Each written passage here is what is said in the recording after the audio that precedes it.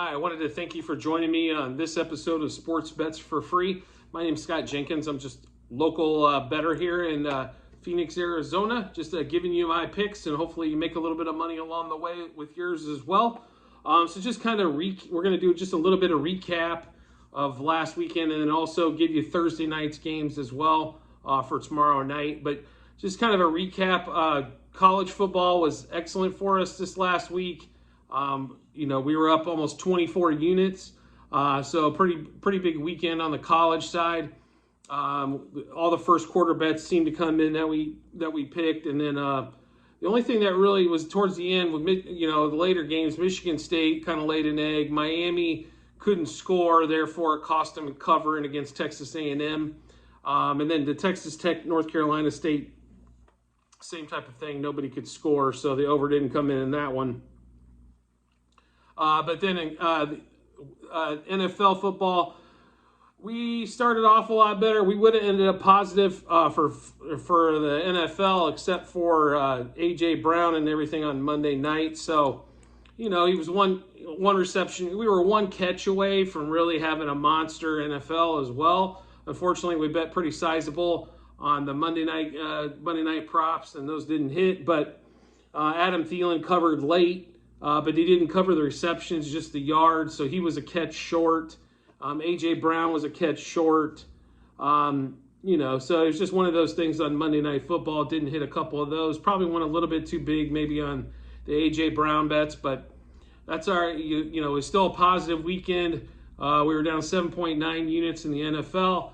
So still, roughly 16-unit weekend, which we'll definitely take every weekend and won't complain about it whatsoever. Just starting off that way in college football, definitely a break-even Sunday is better than a losing one, but still, like I said, a big positive weekend for us on that one there. So we're gonna get into Thursday night games.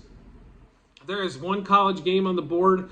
We might raise this depending if the line goes any lower, but currently Georgia Southern and Coastal Carolina. The over total 62 on DraftKings minus 110. We did a 5-unit play on this. This could go to 10 or 15 if this drops a little bit.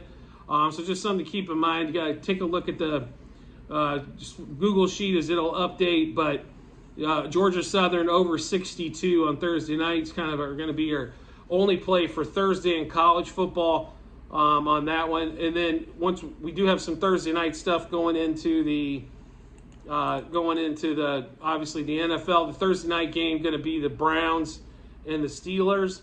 There's been a lot of movement today on some of this stuff, so just keep in mind, you might not be able to find the exact line total, but it's been moving around quite a bit. So we'll start off with the game itself. The Steelers plus 4.5. I've seen it at 4, 5, 4.5. We did pick it up at 4.5 at minus 110. Only a 1-unit play for us. The Steelers are basically some offensive touchdowns away from being a pretty solid ball club. It was pretty disappointing against New England what they did. The Browns' defense just as good, but their defense is good. I mean, everything leans towards an under in this game. It's just weird things tend to happen on Thursday Night Football, especially when we get kind of two boring offenses, so to speak. But given 4.5 points in a low-scoring game, I'm always going to, we're going to lean towards taking the 4.5. So the Steelers are going to be the first part of that, plus 4.5. That was at draft, like I said, at DraftKings where we got that one through. And then there's a few of the prop bets that we're going to play so far. So Najee Harris over 17.5 receiving yards. That was a little heavy on the juice at minus 130. That was a 5-unit play for us. Peoples-Jones on the Browns, over 32.5 receiving yards. That was at minus 115. That's going to be a 2-unit play.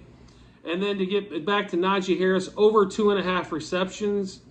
That was at minus 180 when we got that one. Like I said, a little heavy on the juice. That's probably waiting a little bit higher, but 5-unit play on Najee Harris, over 2.5 receptions.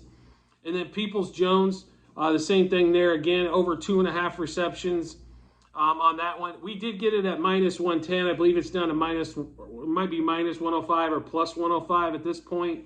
But for a 3-unit play for us there on the receptions. And then Peoples-Jones anytime touchdown. Seem to be given pretty good odds there at plus 265 for an anytime touchdown for Peoples-Jones for 1 unit play. I mean, Najee Harris is on there. Obviously, Nick Chubb, Kareem Hunt, some other guys on there. Those were pretty, when you're looking at even money for an anytime touchdown, it's got to be somebody, you're pretty sure that's going to score. We're going to take a little bit of a flyer on Peoples-Jones as he's almost getting 3-1 on there, but at plus 265 for a 1 unit play.